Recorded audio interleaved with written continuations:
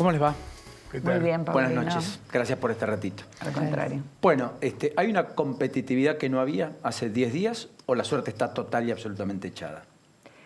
¿Vos decís a partir del debate A o partir en general? No, en Está jugada la general. elección. No, sí, Paulino. está muy Está jugada. Está jugada. Sí, La sí. elección está Lo que jugada. estamos discutiendo es si Macri puede ser jefe de la oposición o si Macri está eyectado de la política el 10 de diciembre, digamos.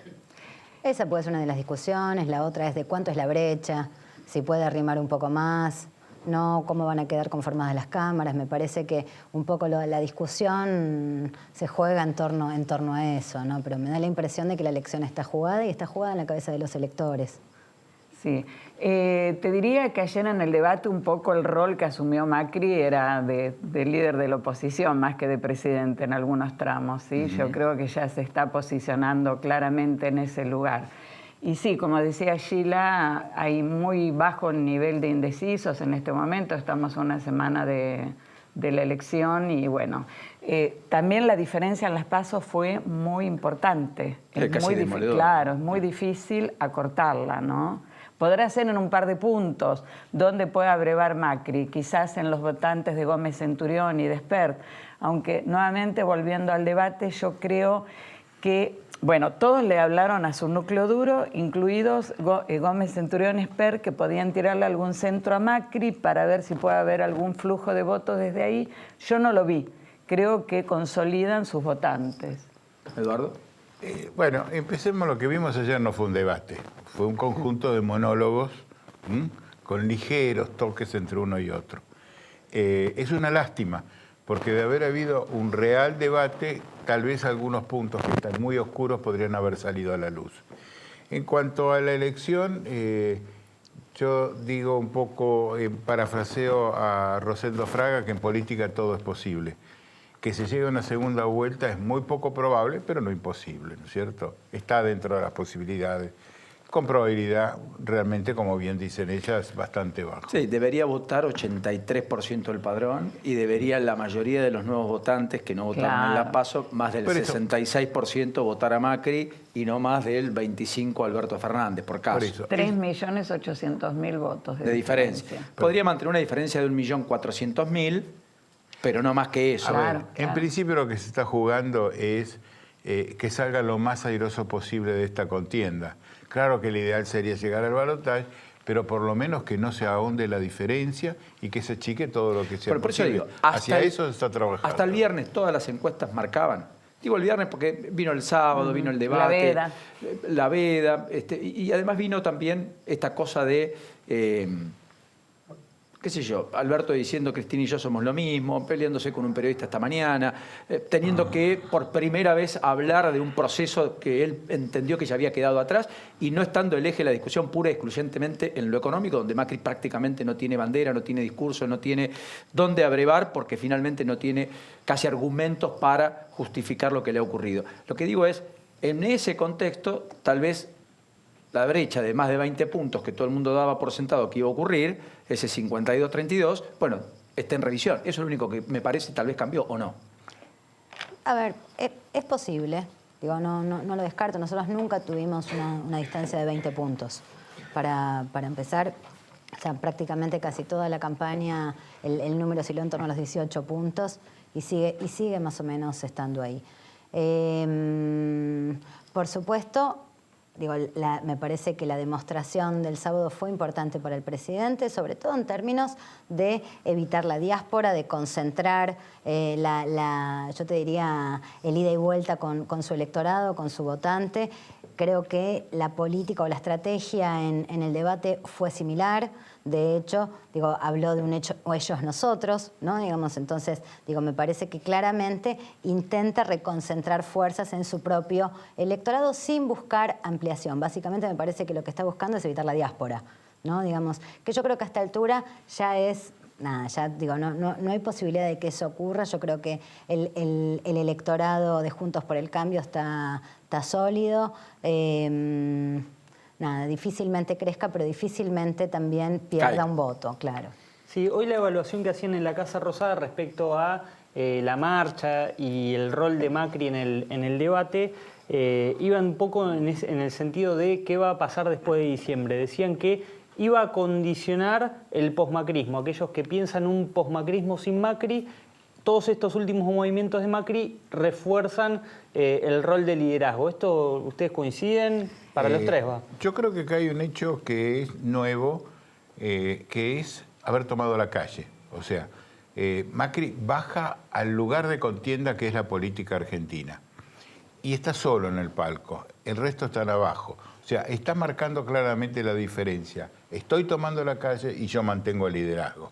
Esto tiene mucho que ver con lo que vos estabas diciendo. Sí, yo creo que, hay una confrontación de Macri con Cristina, pero también hay una confrontación al interior, ¿no?, de Cambiemos. Esto es claro. Es verdad que hay un ala que piensa en un post-macrismo, diríamos, más conciliador, de sentarse en una mesa y dialogar. Horizontal, más horizontal. Claro, claro. Y está Mauricio Macri mucho más rebelde, hablando de ellos, nosotros, los otros, y con este eje, porque obviamente, como vos bien decís, en lo económico no puede hacerlo, entonces el eje continuamente es la corrupción, la denuncia, República versus Venezuela, etcétera. Lo que pasa es que la gente que se decide o para la cual es importante el tema de las denuncias y de la corrupción ya definió su voto. Y aquel electorado para el cual es importante el bolsillo, el llegar a fin de mes también. Es decir, que en ese sentido, por más que le explote la antinomia, creo que la está capitalizando más para adentro que para afuera. Sí, de todos modos puedo aportar algo más. Claro. Sí, sí. Me da la impresión de que como analistas estamos cometiendo un error si reconcentramos la mirada sobre la corrupción. Es cierto que mueve el electorado de Juntos por el Cambio, pero no es, pero no estaría la postal completa si no vemos qué es lo que pasa en el otro segmento electoral, que es el del Frente de Todos, donde también preocupa la corrupción, ¿no? De hecho, cuando vos indagás en preocupación por la corrupción, lo que vemos es que hay altos niveles de preocupación y que además se produce algo inverso, y es que hay un señalamiento sobre el gobierno como el actor corrupto, ¿no? Entonces, este fenómeno de ida y vuelta me parece que también hay que tomarlo en cuenta, sobre todo porque me parece que estamos frente a una sociedad que está básicamente con un no grande a los fenómenos de corrupción, ¿no? Digamos, y que no solo se concentra ese no en el Yo electorado. creo que si estuviéramos con un no grande a los fenómenos de corrupción, los multiprocesados no serían ni candidatos ni tendríamos. Exacto. Sí, a ver, mira, no es La licencia para la... Saquemos la figura tal vez más... Pongámoslo en otros lugares, quiero decir, ¿eh? Lo que te en digo otros ámbitos. Me parece que hay una tolerancia social en la Argentina, porque siempre hay una explicación para decir por qué fueron por él y no por otro. Acá nadie dice no somos corruptos, dicen los otros son más. Perturbador, me da la impresión. Ahí está, lo que Sí. me parece que vos decís, y por ahí cuando uno hace estudios cualitativos lo puede profundizar mejor, es que cuando haces una encuesta cuantitativa y decís, bueno, ¿cuál es el ranking de problemas? ¿Cuál es su principal preocupación? Aparece la corrupción. Cuando uno hace los famosos focus groups, que en general sirven para explicar muy bien los números, lo que la gente dice es que, bueno, que son en general los que componen el Frente de Todos o adhieren al Frente de Todos, es que en realidad todos los gobiernos son corruptos, todos los políticos son corruptos, y de ahí en más disculpan las denuncias de corrupción que pueden llegar a tocar a Cristina. No, igualmente acá hago Sí. un paréntesis, yo que sigo las causas de corrupción todos los días, lo que dice el kirchnerismo es que es una persecución política. Ellos en ningún momento reconocen, más allá de las pruebas que hoy tiene la Esos son los justicia en dirigentes. algunas Claro, causas. yo hablo de los Estamos hablando del electores. electorado. Claro. Y Sí, pero al elector lo que le transmite el kirchnerismo es eso. Nosotros somos perseguidos. Entonces el elector dice, son perseguidos ¿Sabes políticos. lo que pasa? No, más que nada yo creo que al elector del Frente de Todos le preocupa llegar a fin de mes. Esto es lo que más le preocupa Sí, y lo que eso más tiene en la 100%. cabeza. Entonces, ¿qué te dice Quiero- en general? Y Sí, con esto pero- redondeo. Sí.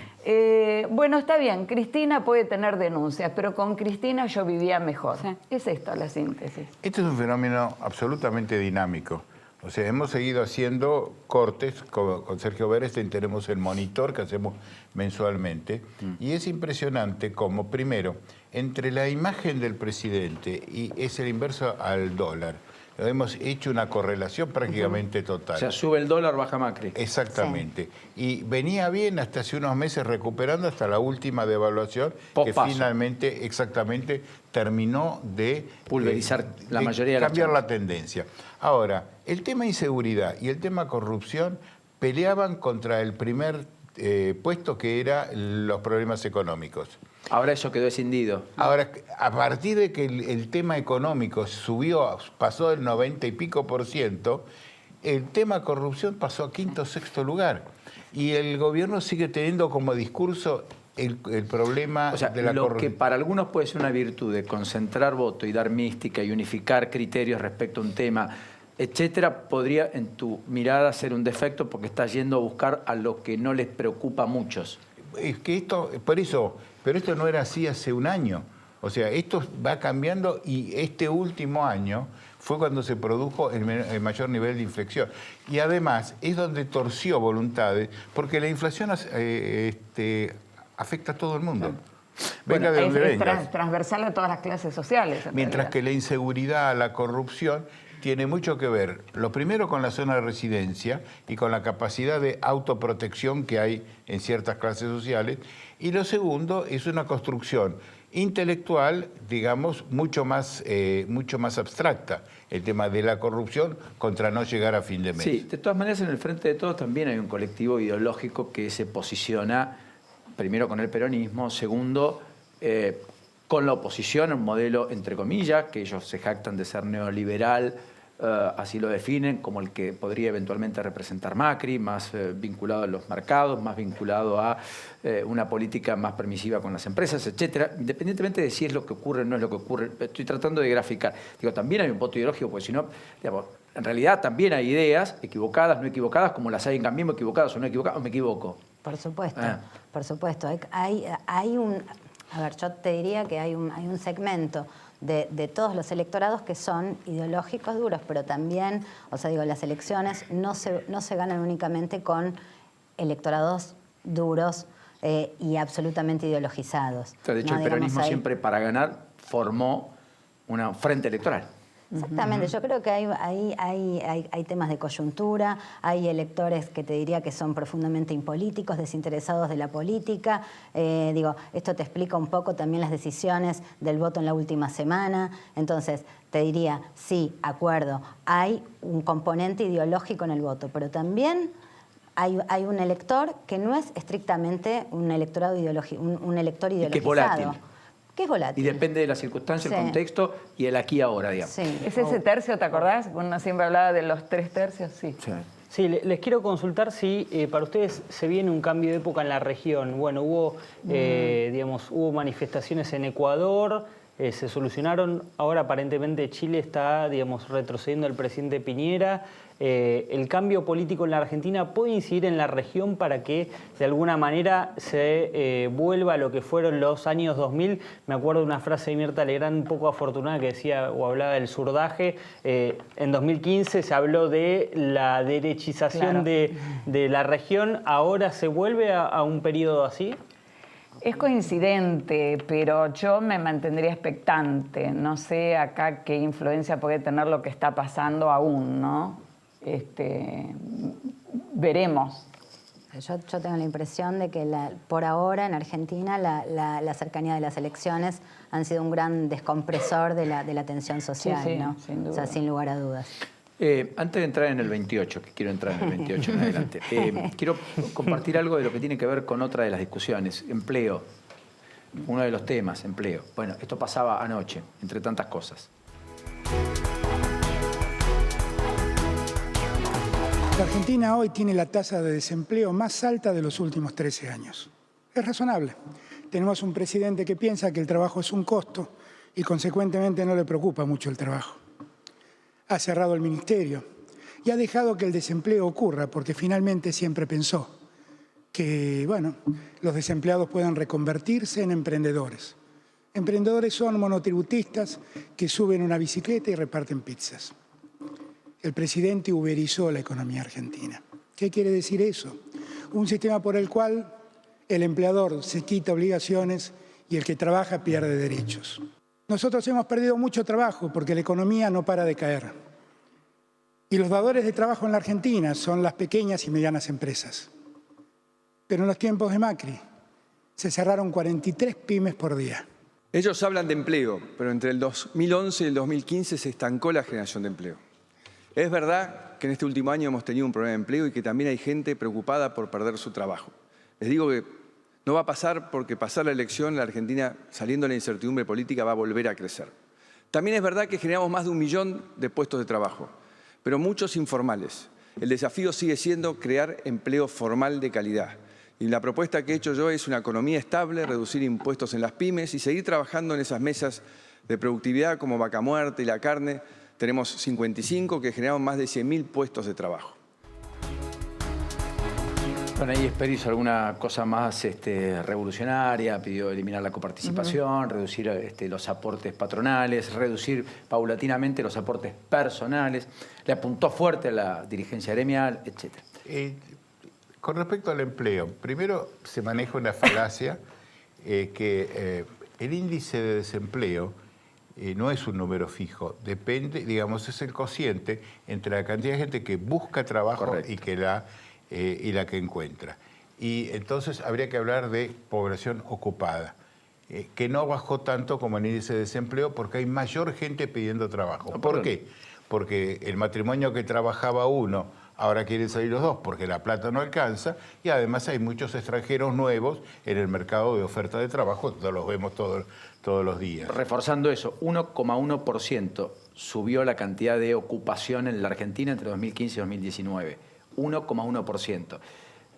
En la estadística que podría jugar a favor de Macri está lo negativo, que es que muchos tuvieron que salir a buscar empleo porque aún con empleo muchos no pasaban la línea de pobreza o en su defecto no alcanzaban a mantener el estilo de vida que tenían. Las dos cosas son ciertas. Claro, pero creo que el gobierno no utilizó adecuadamente estos conceptos y dejó que la gente creyera que todos bajaron el nivel de empleo. Tal vez porque no todos creen lo que quieren ver y hay un sesgo de confirmación en cada debate que me parece que aflora. Bueno, pero forma parte de este debate entrecortado y discontinuo que permite poca información. Pero sí, lo que es cierto, perdóname que agregue, vos sabés que presentamos la encuesta en IDEA la semana pasada entre empresarios y efectivamente lo que sí de acá para el año próximo hay muy poca expectativa de creación de empleo por la parte del sector privado. Pero el 80% de las empresas tienen cargos sin cubrir porque no hay personal técnico idóneo. Esto habla de nuestro... Y bueno, esto quiere decir que parte de esta desocupación ya es estructural. Sobran jornaleros y faltan ingenieros. Bueno, el día después, una breve referencia antes de la despedida a cada uno. Porque ¿qué pasa con el nuevo gobierno? El día después, ¿qué imaginan? ¿A qué nivel? O sea, ¿quién va a gobernar? No, más que quién va a gobernar. Salgamos, se supone que gana Alberto. Muy bien. ¿Cómo se logra sintetizar lo que hoy está disperso, atomizado, lo que no es homogéneo y por sobre todas las cosas, qué pasa, digamos, con las decisiones? ¿Qué imaginan? ¿Cómo se arma de poder político? Yo creo que sí. Alberto Fernández, por lo menos lo que ha transmitido es que está pensando en una concertación, en una unión de las fuerzas políticas, sociales, sindicales, etcétera, porque realmente todos sabemos que la situación es complicada. No es que llega con la varita mágica y de pronto hay trabajo, de pronto deja de haber inflación, etcétera. Creo que va camino a una concertación. Vamos a ver también el rol de la oposición, ¿no? Esto es lo que más incógnita me genera. Yo tengo la impresión de que venimos de una escena transicional o de suspenso desde las PASO a esta parte. Creo que esa transición, hasta diciembre, de vuelta, un tiempo larguísimo, hasta el 10 de diciembre, con lo cual una dificultad que está ahí, está presente, no hay que minimizarla. Me parece que difícilmente tengamos una transición ordenada, elegante y polite, ¿no? Digamos, una transición con buenos modales. Espero que no sea así, pero me parece todo hace ver por lo que estamos viendo hasta ahora que va a ser, en principio, por lo menos poco elegante. Y por otro lado, me parece que así como está el desafío en Juntos por el Cambio para el presidente de mantener el liderazgo, también hay un desafío para Alberto Fernández, que es empezar a mantener el equilibrio dentro de un frente electoral que está compuesto por un montón de comarcas, y me parece que va a tener que hacer equilibrio y lo vamos a ver en el armado del primer gabinete, ¿no? Eduardo. El que gana gobierna y el que pierde colabora. Lo escuché siempre, nunca lo vi funcionar. Buena síntesis. Gracias a los tres. Al contrario. Enorme placer de tenerlos aquí esta noche. Y gracias por la generosidad.